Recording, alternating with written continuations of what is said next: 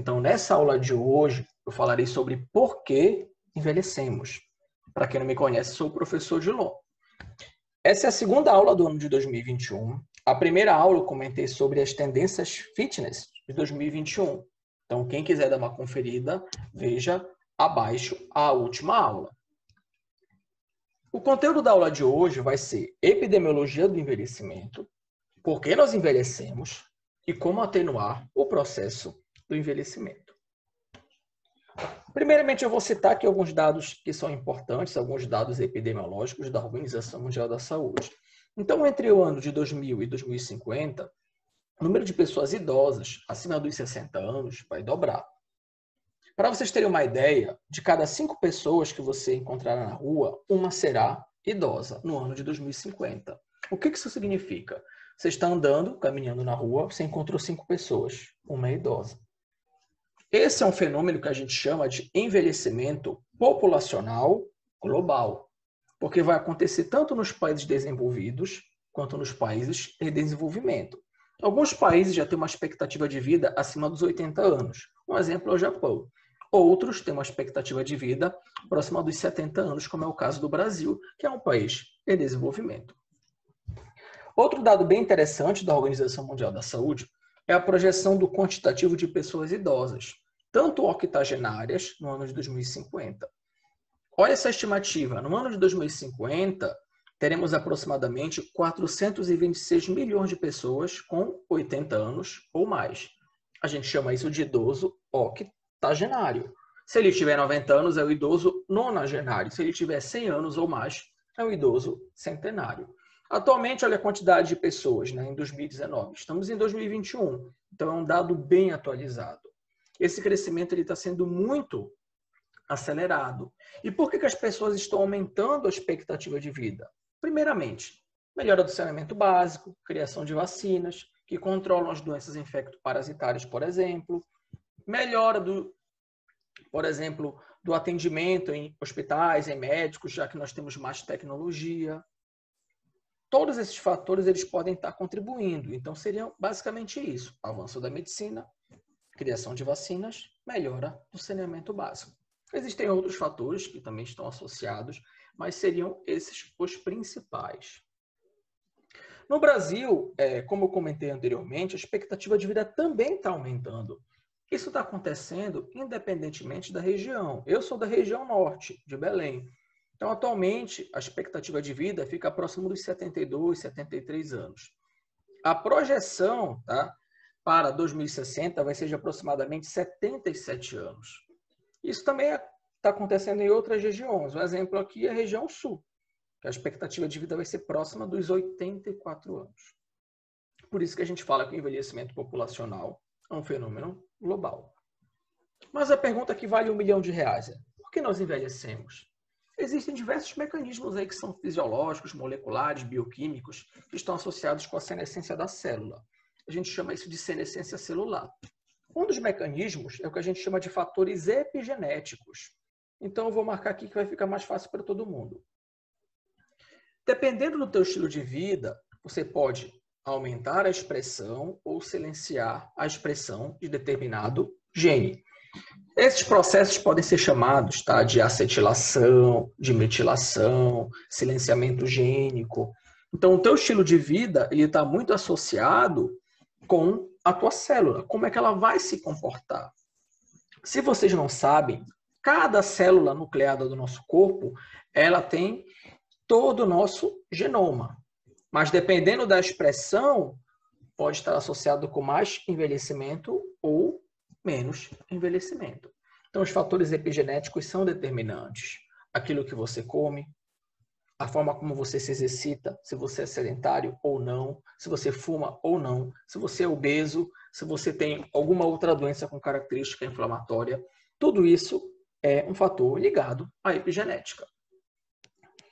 Outro detalhe interessante que vocês vão encontrar na literatura, tá vendo esse xizinho aqui que parece da Xuxa? É uma imagem que representa o cromossomo. O cromossomo é onde está o nosso DNA. À medida que a gente vai envelhecendo, acontece um mecanismo molecular chamado de encurtamento do telômero, que é a extremidade aqui do cromossomo. Então, eu vou tendo divisões celulares, processos mitóticos, o meu telômero vai reduzindo. O problema é que, à medida que ele reduz muito, isso gera muita instabilidade no genoma, que está associado com estresse oxidativo. Então, as pessoas que são sedentárias, por exemplo, elas apresentam maior encurtamento do telômero. As pessoas que fumam, elas apresentam maior encurtamento do telômero. As pessoas que são obesas ou sobrepesadas também apresentam menor comprimento do telômero. Vale lembrar também que existe um processo que atenua o encurtamento do telômero. Nós temos uma enzima chamada de telomerase que você pode estimulá-la por meio do bom comportamento. Um exemplo é a atividade física, que ela pode impactar tanto na expressão da enzima telomerase quanto no complexo de Sheltering, que são processos relacionados, tá, com o controle aqui do comprimento do telômero. E à medida que a gente também vai envelhecendo, você vai apresentar mais estresse oxidativo, isso está associado com mais dano no seu genoma. E se o seu DNA tiver mais instabilidade, isso pode estar associado com menor comprimento do telômero. Então veja que esses mecanismos moleculares eles estão interligados. Uma outra relação interessante que muitos pesquisadores têm relacionado é a disfunção da mitocôndria. A gente sabe que a mitocôndria tem como principal função produzir ATP. Ela não trabalha 100%, isso é importante, mas a mitocôndria ela tem DNA próprio, que a gente chama de DNA mitocondrial. E dependendo do teu estilo de vida, você consegue melhorar a qualidade e até a quantidade do número de mitocôndrias. Esse processo é chamado de biogênese mitocondrial. E nós sabemos hoje que o exercício ele pode influenciar na biogênese tanto da mitocôndria quanto do ribossomo, melhorar a estabilidade do genoma, atenuar o encurtamento do telômero. Então, são mecanismos moleculares que estão relacionados com exercício. Bem, outro processo bem interessante que a galera da nutrição tem dedicado bastante tempo de estudo é a dificuldade de absorver nutrientes. Então, à medida que a gente vai envelhecendo, as pessoas têm maior dificuldade em absorver macro e micronutrientes. Não sei se vocês lembram daquela emblemática frase, a gente é o que come. Algumas pessoas têm mudado. A gente é aquilo que nós absorvemos. Então, não adianta você ingerir bons alimentos, mas você não absorve. Então, a absorção e a dificuldade de absorver nutrientes está associado também com o processo de envelhecimento. Bem, outro mecanismo bem interessante é o que a gente chama de inflamação crônica. Muitos pesquisadores têm utilizado o termo inflammation. Por quê? À medida que a gente vai envelhecendo, se você fizer exames de rotina, você vai perceber que o envelhecimento está associado com a expressão de citocinas pró-inflamatórias, como a proteína C reativa, os interferons, as interleucinas. Até porque quando nós envelhecemos, existe um catabolismo muito acentuado do tecido musculoesquelético. E lembra que o tecido musculoesquelético hoje, ele é o órgão endócrino. Ele produz o que a gente chama de miocinas, que tem ações anti-inflamatórias. E essa perda do idoso, ela ocorre principalmente nas fibras de contração rápida. Por esse motivo, muitos pesquisadores utilizam o termo inflammation. Então, caso vocês queiram pesquisar esse termo, ele é bem interessante. A gente vai envelhecendo, vai acontecendo mais inflamação. E o detalhe nisso tudo é que essa inflamação ela pode ser o gatilho para as doenças crônicas, como diabetes, como hipertensão, como obesidade, como síndrome metabólica, dislipidemia. Então, são processos que, se você conseguir controlar, você consegue atenuar o envelhecimento. Vejam que eu usei a palavra atenuar, porque o envelhecimento é um processo fisiológico, irreversível. Ele vai acontecer.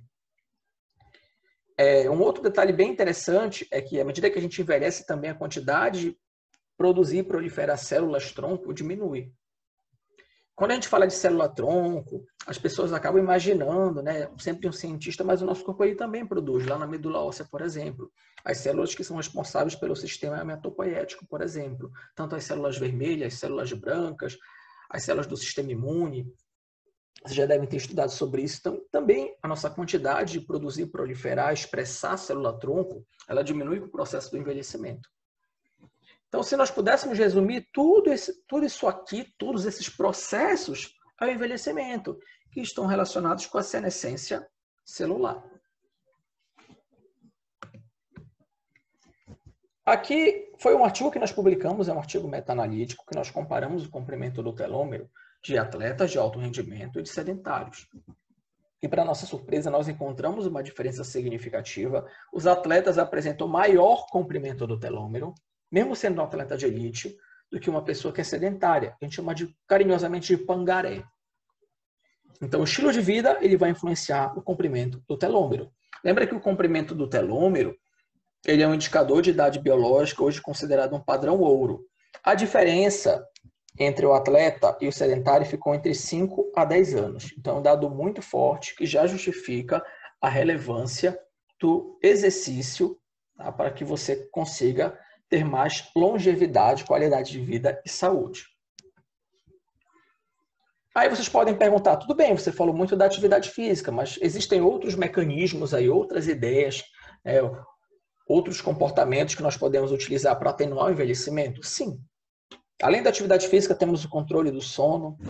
E um detalhe bem interessante aqui, que eu deixei uma interrogação, restrição calórica. Vou comentar sobre restrição calórica, esse é um artigo publicado na Science. Esse artigo, esse projeto, ele durou aproximadamente 20 anos. Os autores não publicaram apenas na Science, mas também publicaram na Nature, ou seja, os principais jornais científicos do mundo. Foi um estudo que teve duração de 20 anos. Eles compararam 2 grupos de macacos. Os macacos que faziam restrição calórica e os macacos que não faziam restrição calórica, tinham comida à la vontade, à vontade. E aí eles compararam a mortalidade, a incidência de doenças nesses macacos. Então aqui são os resultados. Eu vou riscar que vai ficar melhor para que a gente consiga interpretar. Em azul aqui vocês têm um grupo controle, ó. Grupo controle. E em vermelhinho aqui, o grupo CR é o grupo restrição calórica. Cada tracinho desse foi um macaco que morreu por conta de neoplasia, por conta de câncer. Então, observe que a quantidade de macacos que morreram por conta do câncer foi superior no grupo controle. Outro dado legal, doenças cardiovasculares. Quem morreu mais? Apesar de ser bem pareado aqui, ainda foi superior no grupo controle. Mas o que mais chamou a atenção aqui no estudo foi com relação à disfunção do metabolismo da glicose, nesse caso aqui, diabetes. Nenhum macaco do grupo restrição calórica apresentou diabetes tipo 2. Em contrapartida, vejam aqui quantos macacos do grupo controle tiveram diabetes. 1, 2, 3, 4, 5, 6, vários macacos. Ou seja, parece que o diabetes é uma doença de predominância, diabetes tipo 2. É uma doença de predominância comportamental. Esse foi um achado bem interessante, difundido aí na revista Science. Nessa imagem, vocês estão vendo os opostos. No lado esquerdo, que é essa imagem A, letra A aqui, é o macaco que não fez restrição calórica, é o macaco que tinha comida à vontade. Então, olha como ele tem um aspecto mais velho. Olha a imagem B. Tem menos pelo mais branco, parece estar mais envelhecido, mais cansado. Na imagem C e D, é um grupo de macacos que fez restrição calórica. Observa que a pele dele é uma pele mais juvenil, o pelo dele é pelo mais jovem. Ele aparenta ser mais jovem, olha a diferença de rosto. Então, é uma imagem que representa os principais resultados desse artigo. Aqui são outros resultados bem interessantes. Então, o grupo controle apresentou uma taxa 3 vezes maior de morte do que o grupo que fez a restrição calórica. E a incidência de câncer foi 50% menor no grupo que fez restrição calórica, quando comparado com o grupo controle. O que é importante nisso tudo? É uma reflexão. As escolhas alimentares, elas são capazes de impactar em nossa longevidade e saúde. Então, antes de escolher um alimento, reflita, né? Qual o grau de repercussão fisiológica e molecular desse alimento no seu corpo. Eu espero que vocês tenham gostado dessa aula. Essa matemática bem intrigante, interessante e fascinante. Se vocês tiverem dúvidas, quiserem algum material de apoio, vocês podem mandar algum e-mail, esse aqui é o meu contato, odilonsalim@hotmail.com, e podem conversar comigo também pelo Instagram. Um forte abraço para todo mundo.